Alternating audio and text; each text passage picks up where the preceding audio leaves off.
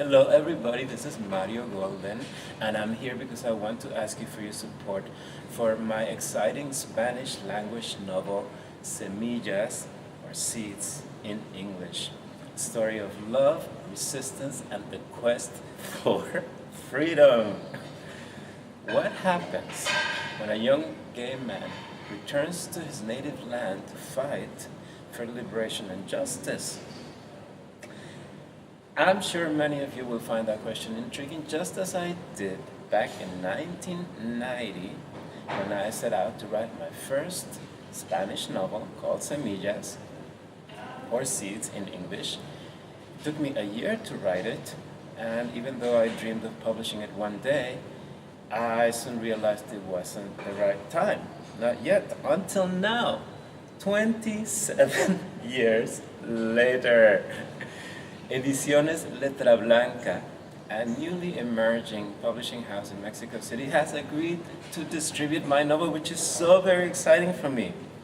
To give you a little context, back then I was very active in a number of groups fighting for LGBT, women's and workers' rights, HIV awareness, civil rights, etc., here in the US and Latin America.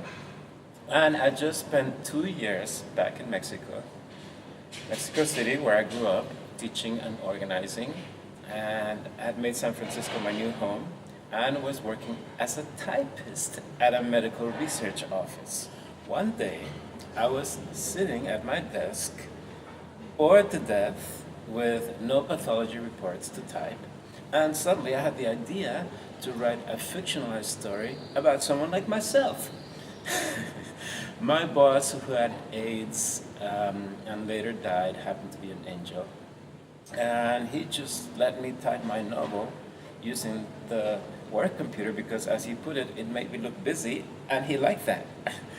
So I wrote away, and quickly I came up with the idea of a character, Gabriel, a very lonely 20-something living in the South Bronx, doing odd jobs to survive like so many other immigrants, missing his country and of course deeply longing for love.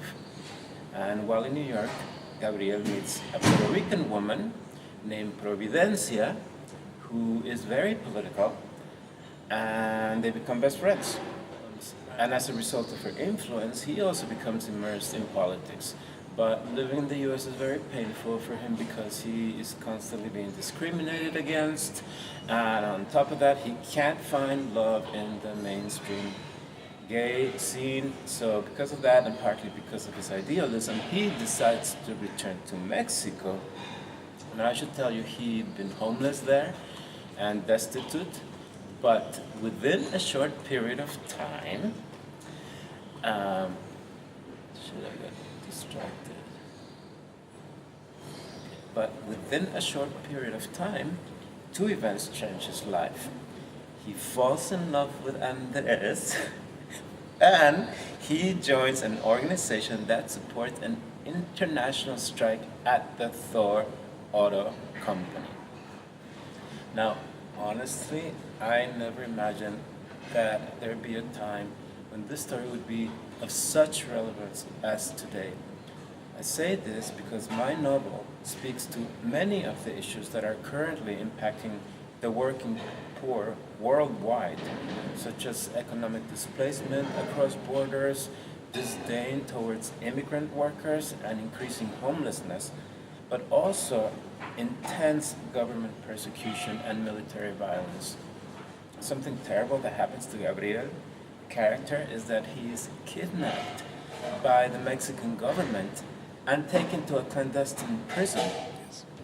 We all know about the Ayotzinapa case in September of 2014, in which 43 students disappeared and to this day remain unaccounted for. The fact is, people standing up for their most basic rights are being brutally repressed in Mexico and many other countries. But about your support for my novel, Letra Blanca aims with your help to launch my novel at the beginning of January next year. But I need to do my part and raise funds to help defray some of the costs. For example, editorial assistance and planning sessions with the design and publicity team, many other things. And even though it sounds like it could be very expensive, it really isn't. I only need to raise $2,500, and this amount will result in the printing of 1,000 copies. You heard right, 1,000 brand new books. And a publicity campaign including numerous press conferences and articles. And the money will even help to cover some of my expenses to Mexico City in January. Imagine my book could be a hit. As a matter of fact, I believe it will be, because the story of Semillas is not only relevant, but I assure you it's totally engrossing and beautifully written. And if it is a hit, you will have played a critical role thanks to your generosity. I actually envision my book getting distributed throughout the Spanish-speaking world and then translated to many other languages. So, will you contribute to make my 27-year-long dream possible? Any amount that you can give will help towards raising the 2,500 I need. And all you have to do is click on the link provided on the page on this brochure below, and you can make a donation through One Heart Productions New York Charities page. One Heart is a non-profit I'm part of that is collaborating in this endeavor, and your donation will become tax deductible. Just please be sure to indicate Semillas in the box that asks you to designate your donation. Or if you'd prefer, you can email me at mariogoldenuniverse@gmail.com to request my address and send a personal check in the mail.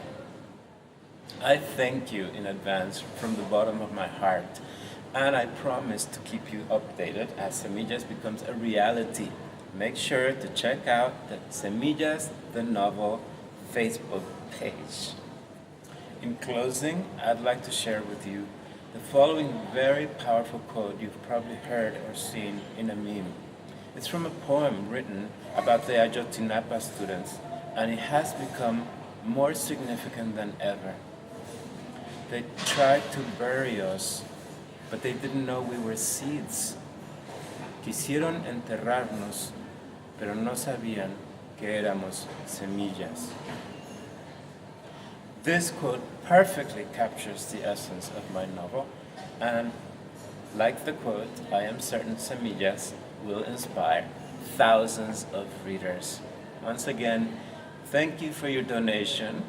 Your support is priceless, and look up for my updates on my Facebook page, Semillas the Novel.